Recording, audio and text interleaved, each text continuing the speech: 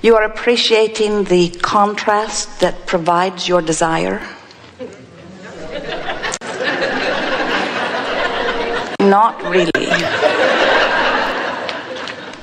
And yet, when you come to that sincere and personal appreciation, not only for the desires that you hold that have not yet manifested, but for the experiences, sometimes even the unpleasant experiences, that help you to clarify your desire. If you did not have variety, if you were not able to discern what you do not want, you could not discern what you do want. You are a focusing mechanism.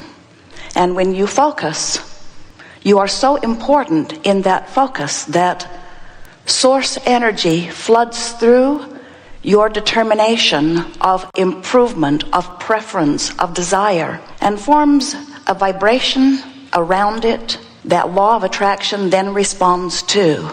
And that is responsible for this positive evolution of all that you are. Can you feel the power of those words? In other words, as you sift through the data of your time-space reality, and that data helps you to understand that something is really not wanted by you. You look at it, you can't stand it. You can't believe anyone would stand it.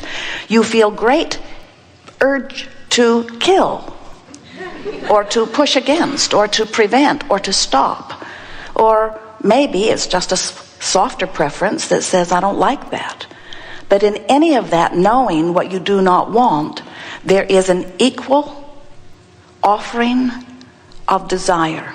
In other words, the more you really don't want something, the more what you really do want regarding it shoots out of you like a rocket, a vibrational rocket. If you sort of don't like something, you sort of send off a rocket. If you really don't like something, you really send off a rocket. You can't stop it. It's the way it's all set up. When this rocket of desire emanates from you, this vibrational rocket of desire, the larger part of you, indeed the source within you, indeed the source of all that is, takes you at your understanding. In other words, when you know what you don't want and therefore you know what you do want, you radiate a rocket that the source within you understands is deliberately and specifically and accurately chosen by you. Do you get it that you are more than these physical bodies that you know as you? Do you get it that the personality that you know as you is a part of a larger personality, of a larger beingness? Do you know that even while you're focused here in this magnificent body with this unique personality, that there is a unique personality that is the source of that which you are? Do you know that even when you, this personality that is you, is here in this physical body, that the larger part of you remains non-physically focused as a part of the source energy stream? In the same way that the electricity doesn't come through and become the toaster, the source energy part of you doesn't come forth and become the physical you. There must be a source of that which you are. And that source, we call it inner being. Sometimes you call it Abraham. Sometimes you call it God or source. It does not matter what part of that source energy you are focused upon. It is source energy, and it does exist in non-physical experience even while you are here having this physical experience. So your source energy, a part of you, comes forth into this physical body, and here you explore the variety. And as you mix it up with others, as you live and learn, as you observe, as you have conversations, as you have experiences, you personally come to your awarenesses of what you don't want, and therefore of what you do want. Watch even the littlest ones among you, the newest ones here. They are easily able to discern what they don't want, what they do want, what they don't want, what they do want. And every time that exposure to life causes that consideration, what you do want emanates from you, and the source within you takes that as your, at this point in time at least, most leading edge decision about this. And the source within you holds that set point. Just now, as Esther and Karen were checking the sound system, getting ready to record this for you, they always watch those sound meters because they don't want to get them too high. If they're too high, then they clip and the sound isn't good and no one can do anything about it. It's just done. And so they're always watching those levels. And this little meter, it's really interesting. As Esther spoke into it, it shot across, and then for a moment it held that place, as if to say, this is as loud as you were just now. If Esther had only been this loud, it would have held that place. But she was this loud and it held that place, and that was louder than she wanted to be, so they turned it down a little bit.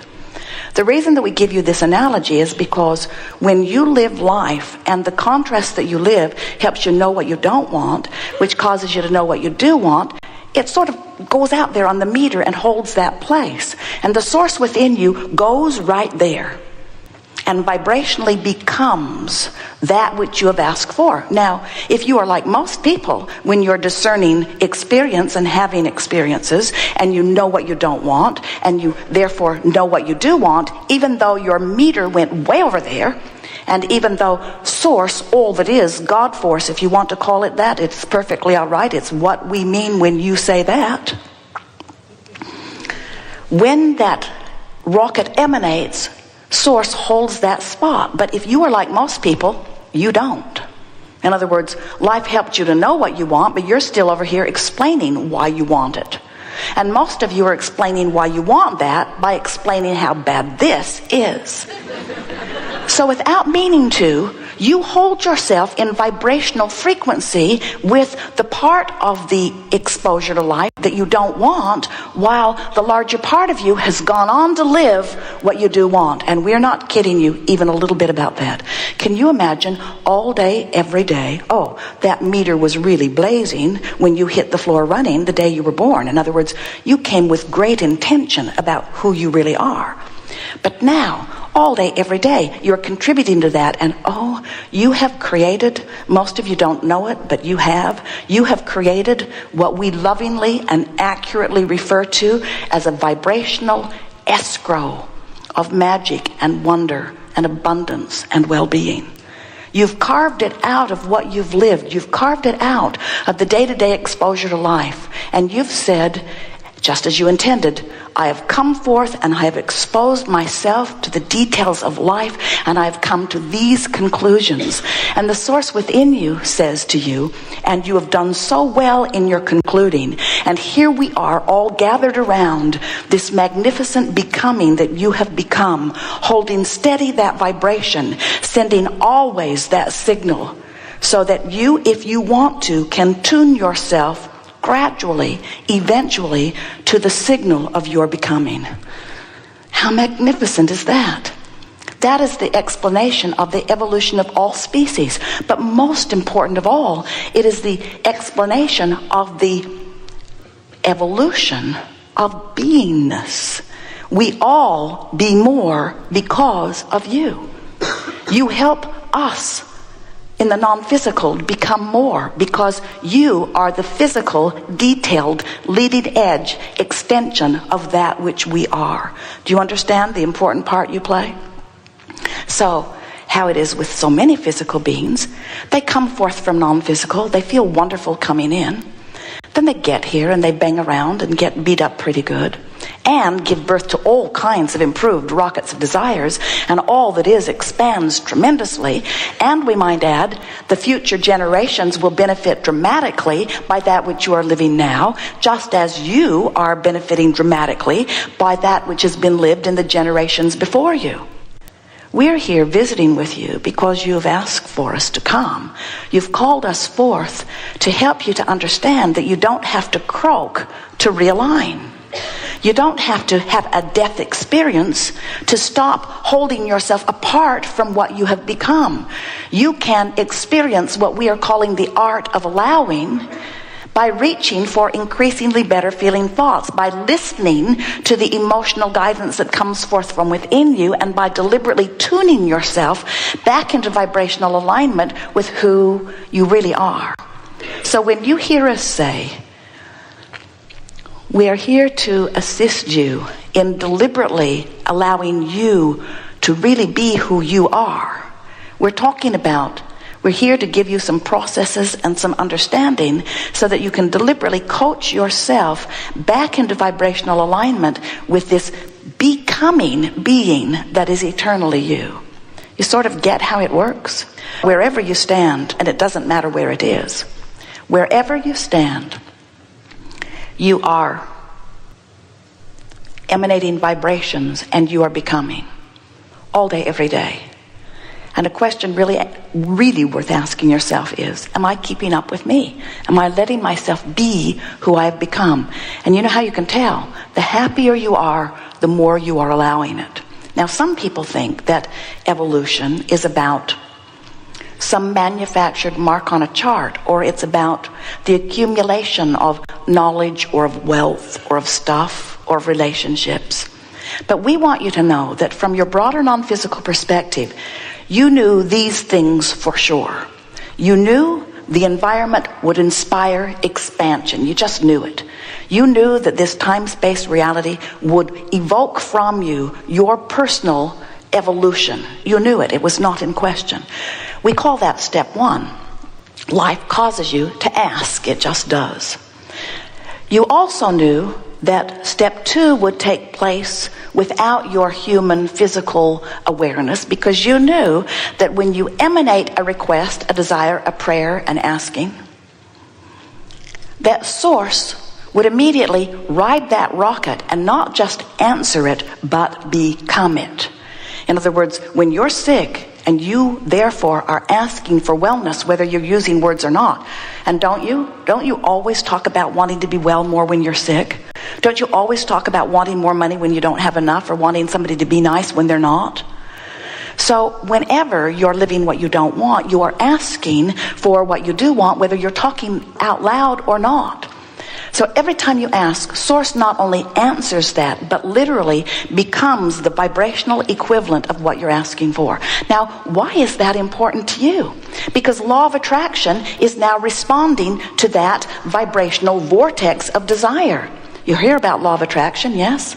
Law of attraction says that which is likened to itself is drawn. But what most of you don't realize is that you have 2 points of attraction that law of attraction is responding to. There's who you really are, which is who you were before you were born, and who you've become through all of this life experience. This non-physical vibration is being responded to by law of attraction. And then there's you right here and now, beating the drum, saying the words, holding the perspective. I don't have enough money, I don't have enough money, I don't have enough money, I don't have enough money. Now, you know what's really interesting about that? Every time you don't have enough money, you ask for more. And every time you ask for more, the larger part of you becomes more abundant. Now, many of you say, big deal. That's sort of like air abundance. And we say, don't underestimate that non-physical abundance, because everything that you see that is physical in nature was once vibration, and then it became thought form as it was thought upon longer, and then it became manifestation. So do not underestimate this airy, fairy, vibrational escrow. In other words, it's a big deal. It is the deal from which you were born, and it is the deal which you will re-emerge into, and it is the deal that is the eternalness of life. It is a big deal, and law of attraction is responding to this part of you. Law of attraction is also responding to this part of you. Now, we don't want to make this sound unimportant, but relative to law of attraction, we want you to feel the bigness of this energy of well-being in relationship to the smallness of this not allowing it. So, there is you and there is you, and law of attraction is responding to both vibrational aspects. And to the degree that you move your vibration into the vicinity of this vibrational escrow, then you receive the benefit of that huge vortex. You see how it works?